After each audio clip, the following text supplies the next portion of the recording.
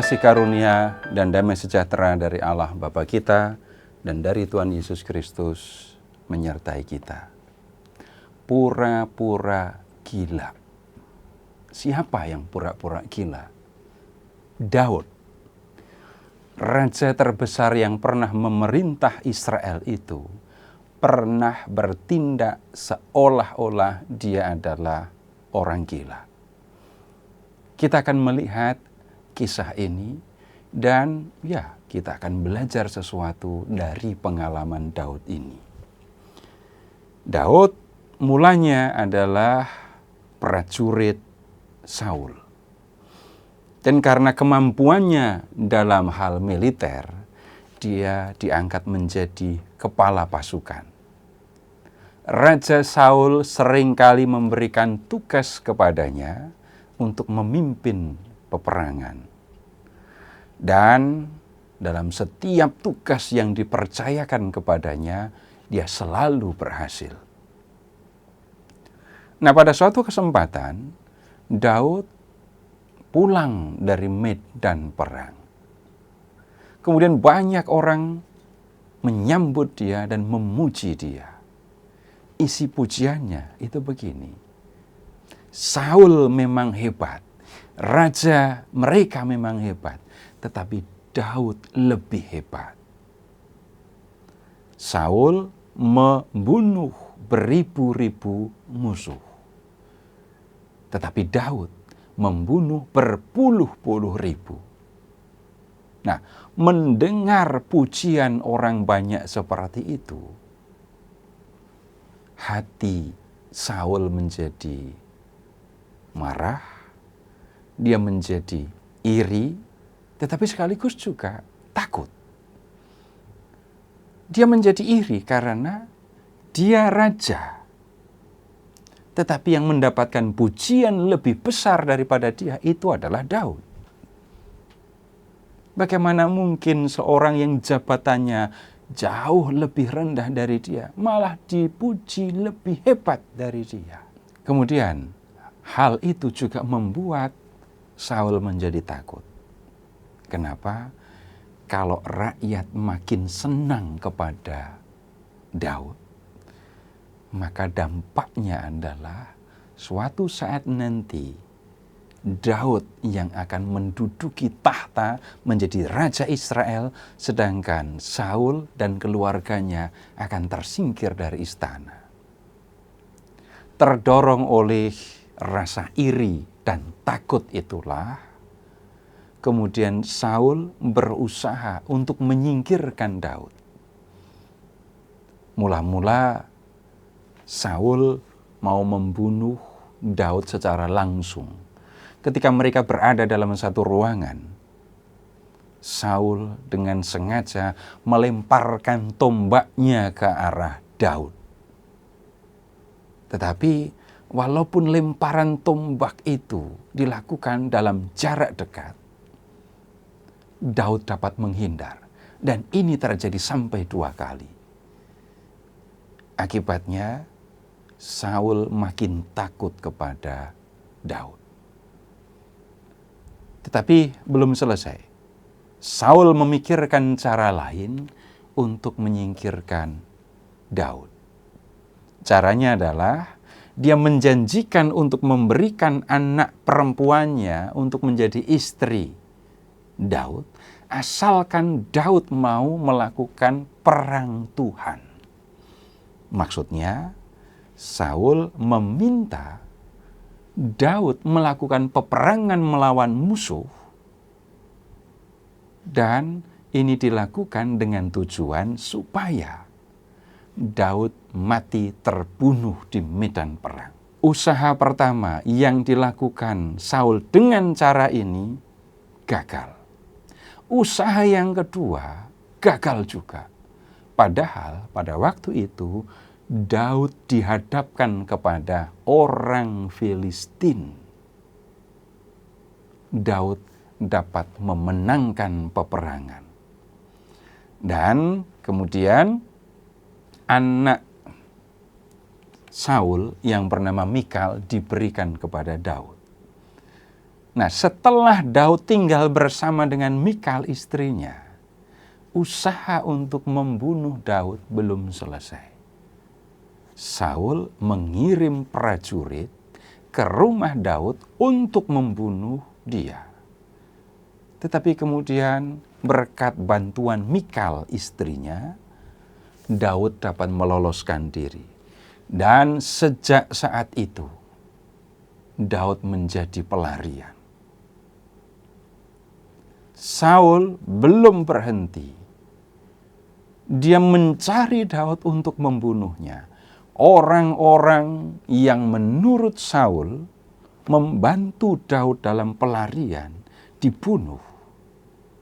Dan ini menunjukkan betapa seriusnya Saul ingin membunuh Daud.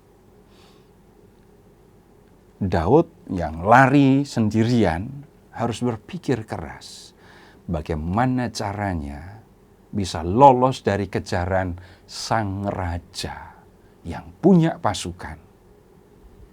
Nah, kemudian Daud mengambil satu langkah yang bisa dikatakan cerdik. Dia lari ke wilayah orang Filistin. Filistin itu sebenarnya bukan satu kerajaan, tetapi koalisi dari 5 kerajaan kota. Salah satunya adalah kerajaan kota Gad. Filistin itu kuat sekali. Pasukannya jauh lebih maju daripada pasukan Israel. Seringkali orang Filistin menyerbu Israel, dan orang Israel tidak pernah bisa mengalahkan mereka. Daud melihat persembunyian yang aman untuk dia dari kejaran Saul adalah Filistin. Karena tidak mungkin Saul mengejar Daud masuk ke kota orang Filistin. Nah, Daud datang ke kerajaan kota Gad. Yang menjadi raja pada waktu itu bernama Akhis. Kita bisa melihat kisahnya di 1 Samuel bab 21 ayat 10 sampai dengan 15. Dikatakan begini, pada hari itu juga Daud melarikan diri dari hadapan Saul, lalu ia sampai ke Gad kepada Akhis, raja kota itu. Yang tidak diperhitungkan oleh Daud rupanya adalah orang-orang di kota itu, hamba-hamba raja, mengenali Daud. Mengapa? Daud seringkali menjadi pemimpin Israel ketika berperang melawan orang Filistin. Hamba-hamba Raja Akhis ini sering melihat Daud ada di medan perang. Sehingga ketika Daud datang ke kota mereka, hamba-hamba Akhis berkata kepada tuannya, "Bukankah ini Daud, raja negeri itu? Bukankah tentang dia orang bernyanyi berbalas-balasan sambil menari-nari? Katanya, Saul mengalahkan beribu-ribu musuh, tetapi Daud berpuluh-puluh ribu." Para hamba raja melaporkan kedatangan Daud kepada raja. Nah, kemudian begini, rupanya Daud tahu kalau hamba-hamba Raja Akhis ini mengenali dia. Nah, kemudian dalam situasi yang seperti ini, kita bisa melihat begini, kata-kata itu merisaukan hati Daud, dan dia menjadi takut sekali kepada Akhis, Raja Gad. Takut. Daud takut. Dia ada dalam situasi yang sulit. Kalau dia mau melarikan diri, sudah pasti pasukan Filistin akan mengejar dia. Dan dia sedang berada di wilayah orang Filistin. Keluar dari wilayah ini perlu waktu. Dan pasukan Filistin pasti akan mengejar dia. Dan begitu dia nanti masuk ke wilayah Israel, jangan-jangan pasukan Saul akan menyambut dia. Kalau Daud mau melawan orang-orang Filistin, ini pasti konyol. Dia sendirian, sudah sendirian ada di wilayah orang Filistin. Bagaimana mungkin dia melawan pasukan Filistin? Dua hal ini tidak bisa dia lakukan. Nah, kemudian apa yang dilakukan oleh Daud? Sebab itu, ia mengubah perilakunya di depan mata mereka dan berpura-pura gila di hadapan mereka. Nah, perilakunya bagaimana? Ia menggores-gores pintu gerbang dan membiarkan air liurnya meleleh di janggutnya. Kita bisa melihat Daud berpikir dan bertindak dengan cepat untuk menyelamatkan diri. Tidak mungkin melarikan diri, tidak mungkin melawan. Yang kemudian dia lakukan adalah berlaku seolah-olah dia adalah orang gila. Menggores-gores pintu gerbang, membiarkan air liur meleleh ke janggutnya. Dan kemudian memang ini belum menghentikan hamba-hamba raja ya. Mereka membawa Daud kepada Akis, raja kota itu. Dan kemudian ketika Daud ditunjukkan kepada raja, Raja Akis berkata begini, "Tidakkah kamu lihat bahwa orang itu gila? Mengapa kamu membawa dia kepadaku?" Apa yang diucapkan oleh Akis ini menunjukkan bahwa dia benar-benar percaya bahwa yang dibawa ke hadapannya itu adalah orang gila, bukan Daud. Lebih lanjut ini berarti Daud bisa berlaku persis sebagai orang gila. Dan kalau dalam dunia penyamaran, ini berarti Daud sempurna dalam menyamar.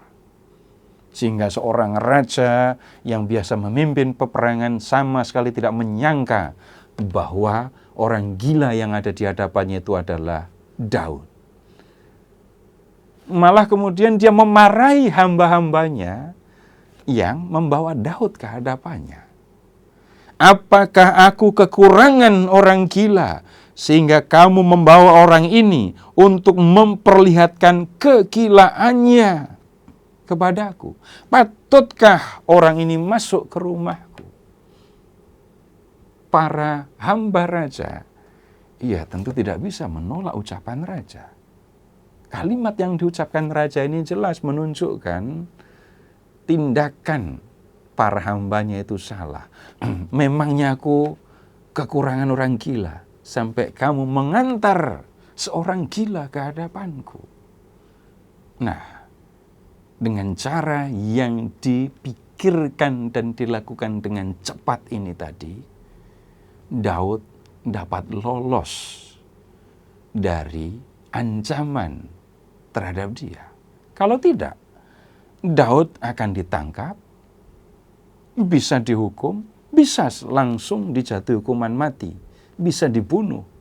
Karena bagaimanapun Daud adalah musuh yang masuk ke wilayah mereka.